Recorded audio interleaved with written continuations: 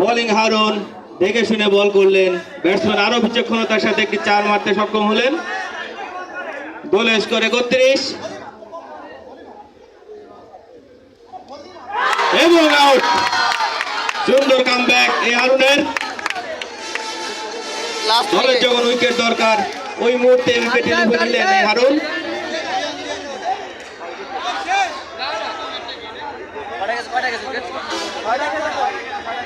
6টি উইকেটের পতন এখনো পর্যন্ত। উপজেলা একাদশের ব্যাটিং এ নামলেন লিওন।